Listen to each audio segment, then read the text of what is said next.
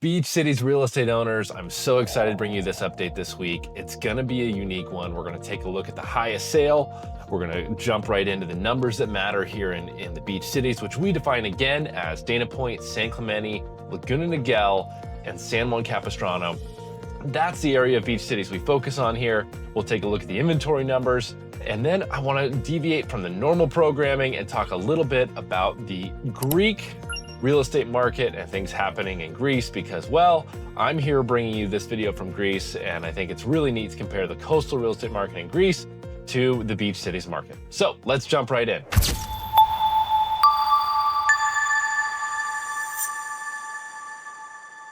The high sale this week was 35555 Camino Capistrano, which was a bluff-front property that sold for $9,875,000. This was a really neat property with, of course, a 180-degree ocean view. The interesting thing about this property is that rumor has it was in contract for nearly a year prior to this listing, where they did a lease-to-own option. The buyer moved in and at the last minute wiggled out of the contract due to some soil concerns at the very back of the backyard where there had been some slippage during the time they stayed there. So that creates an interesting case study to learn lots of lessons on lease to buy, and then of course bluff-front properties here in Orange County and what to expect with those. And of course it tells us that time is not your friend when selling a property. The longer time period the escrow is, the more likelihood something can go wrong. The good thing is that this property still had a great sized backyard, just not quite deep enough to hold that buyer into contract.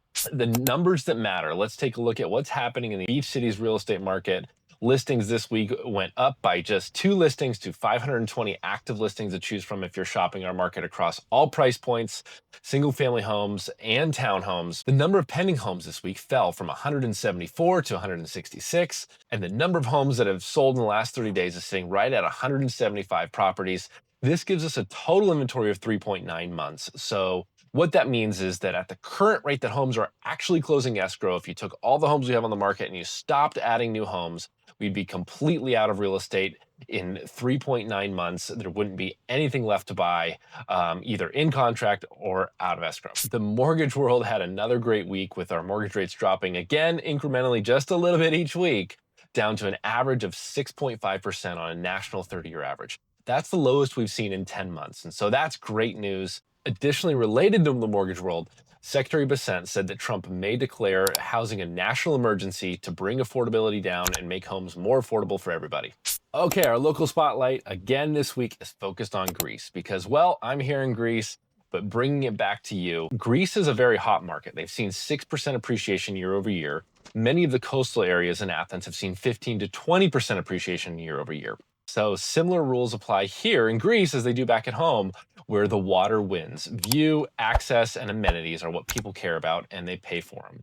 With the highest sale in Greece recording at 23 million euros, that's about $27 million on an island named Mykonos. Mykonos is a lively island. I was there just a few days ago. It has late night parties, beach clubs, and all kinds of activity. It's one of the most active islands in Greece. This sale recorded at $23 million for a beautiful luxury property with a great view. In general, you would think that real estate prices would be potentially weaker here in Greece because they have so much real estate. There's nearly 6,000 islands, of which just over 200 of them have people living on them, and there are only about 80 or 90 that have significant populations.